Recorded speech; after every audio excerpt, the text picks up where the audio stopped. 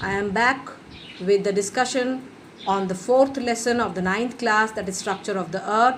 And in the last class we were discussing about the properties of Cl and Sima. The properties tell us that the Cl has an average density of 2.7 grams per centimeter cube, whereas Sima has average density of 3.0 grams per centimeter cube. This particular factor makes it possible for the Cl to float on the Sima. So we begin with the next part of this video lesson. Though these two layers are in a solid state, the lighter Cl is considered as floating on the denser Sima. This arrangement of Cl floating on Sima forms the basis of the Wegener's continental drift theory and the supercontinent Pangea. So when we began with the lesson, I told you about the continental drift theory, which explains how the continent shifted the position on the Earth's surface, and this was set forth by Alfred Wegener. The composition of the crustal layer is of great interest because we get most of our minerals from the crust of the earth. Now, this particular paragraph tells us about the significance of the crust of the earth. So, you will mark them point-wise, children, that the composition of the crustal layer is of great interest because we get most of our minerals from the crust of the earth. That is number one. Most of our minerals which are derived, which is the backbone of all the mineral industries, are derived from the crust of the earth. The second point, it also has the valuable soil layer, which is essential for the growth of both cultivated and wild plants. So natural vegetation as well as the plants which are cultivated by human beings are supported by the soil layer, which is found again on the crust of the earth. The third point, the physical features of the earth's crust influence land use and other human activities. All kinds of human activities are actually carried out in the crust of the earth.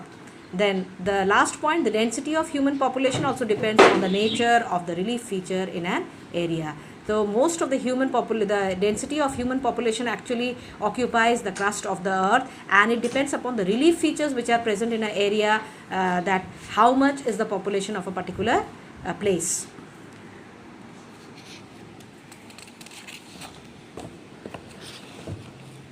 Next, we move on to the middle layer of the earth, or the second layer which is below the crust of the earth, which is called as mantle or the mesosphere.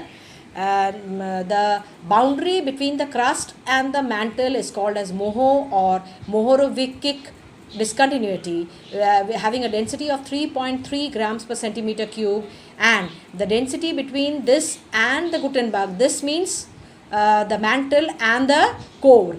So the density between this and the Gutenberg discontinuity boundary between mantle and the core is 3.7 grams per centimeter cube. Now a discontinuity is a layer deep below the earth's surface that separates rock layers of different types of densities, and a sudden variation in the velocity of the earthquake waves indicate that they have traveled through a discontinuity. So it is the seismologist, through the seismograph, they are able to detect that earthquake waves have traveled through a region of discontinuity, which marks a transition between two major layers, two primary layers. So at first we take up the properties of Moho. Now Moho or Mohorovičić discontinuity is a boundary between the crust and the mantle, that is point 1. It's a boundary between the crust and the mantle, that is point 1. Point 2, it has a density of 3.3 grams per centimeter cube. And point 3 is the Moho or the Mohorovičić layer was named after the Yugoslav scientist Andrija Mohorovičić, who discovered it. That is the third point. Similarly, the Gutenberg discontinuity is a boundary between the mantle and the core, that is point 1. Its density is 3.7 grams per centimeter cube, is point 2. And point 3 is the scientist after whom it has been named. The Gutenberg discontinuity was named after the German seismologist named Benno Gutenberg. Now, both these diagrams are important from the point of view of examination, interior of the earth, as well as the layers of the earth which have been shown. The mantle of the earth lies below the crust of the earth, the mantle has an average thickness of about 2840 kilometers. This is the average thickness of the mantle, and its thickness is about 2840 kilometers. You can see this is the widest zone which is found in the interior of the earth.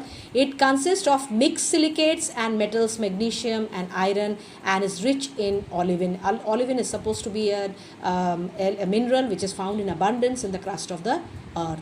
The density of the mantle itself varies between 3.0 grams per centimeter cube and 5.5 grams per centimeter cube. So the mantle is the thickest layer of the earth, the interior of the earth, and the density varies from 3.0 grams per centimeter cube in the upper mantle to 5.5 grams per centimeter cube in the lower mantle. So mantle can be subdivided again into two parts, the upper mantle and the lower mantle.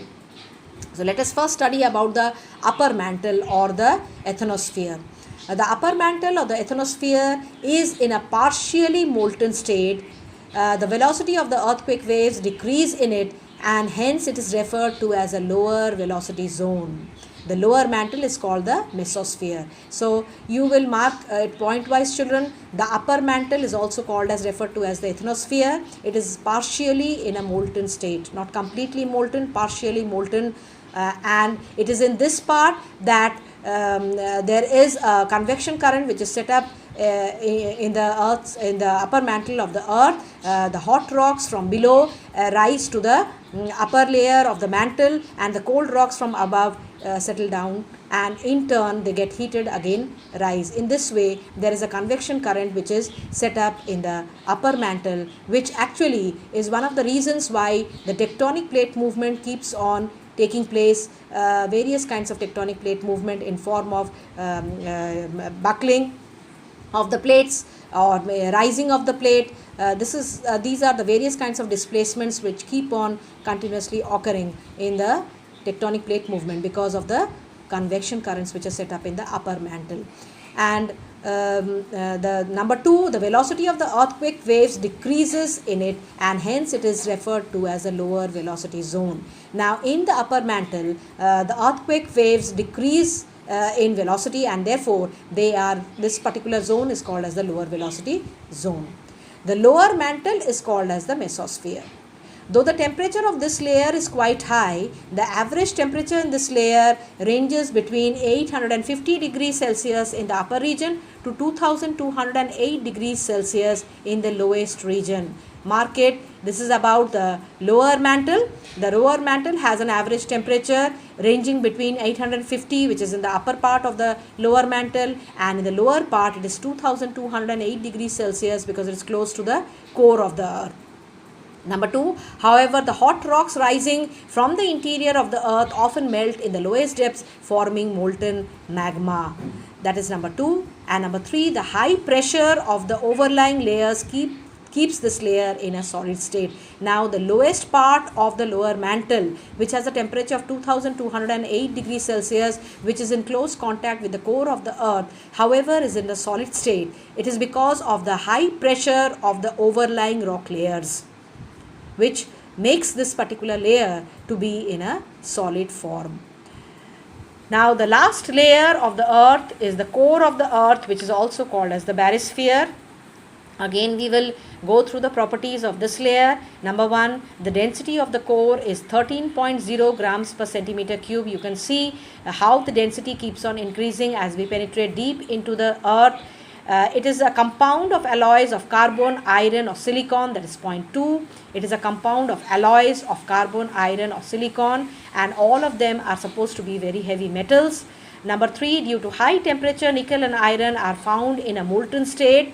The liquid number 4, the liquid iron, generates its own electricity, and so under pressure the core is a source of Earth's magnetic field. You may have studied in the previous classes, children, that the Earth acts as a huge magnet. It is because of the reason that abundance of iron which is present in the interior of the core of the earth generates its own electricity, and so under pressure the core is the source of Earth's magnetic field. According to some scientists, at the center of the earth there is a nucleus of high density atoms that descended from the atoms that were in the beginning of our solar system. The core of the earth has a radius of about 3,500 kilometers. This is the next property of the core. It has a radius of 3,500 kilometers. It consists mostly of metals. And the next point, as nickel and iron are the two most abundant metals, the core is also referred to as knife. So Ni is nickel and Fe is iron. So core is referred to as knife. It is because of the abundance of two most heavy metals like nickel and iron which are found in the core. The density of the core is between 13 grams per centimeter cube to 15 grams per centimeter cube. This is the next property. This dense layer is also called as barysphere. The core is also referred to as the barysphere. The next property, the core of the earth is estimated to have a temperature of about 5,000 degrees Celsius. The center of the earth, the core of the earth, is estimated to have a temperature of 5,000 degrees Celsius. The metallic core and the abundance of iron also explains the earth's magnetism. Now this is a repetition of the one of the properties which we have already marked. Usually the core is divided into inner and outer core. Core also is subdivided into two, the inner core and the outer core. The outer core behaves like liquid and does not allow earthquake waves to pass through it. Remember, the outer core behaves like a liquid, does not allow the earthquake waves to pass through it. However, the innermost part, the inner core, is completely solid and firm. This is the reason is that it is because of the pressure of the overlying rock layers that does not allow the innermost part of the core to turn into a molten state, so it remains firm and solid. The greatest depth reached by human beings into the earth's crust is 8 kilometers when drilling for oil, or not even 1,000th part of the distance from the center of the earth. So the greatest endeavors that human beings have made is only up to 8 kilometers below the crust while drilling for the oil or maybe for the mining activity, which is only not even 1,000th part of distance from the center of the earth. So here we come to a conclusion of this particular lesson, children. I will resume this video with the discussion of the exercise question. Till then, goodbye, take care.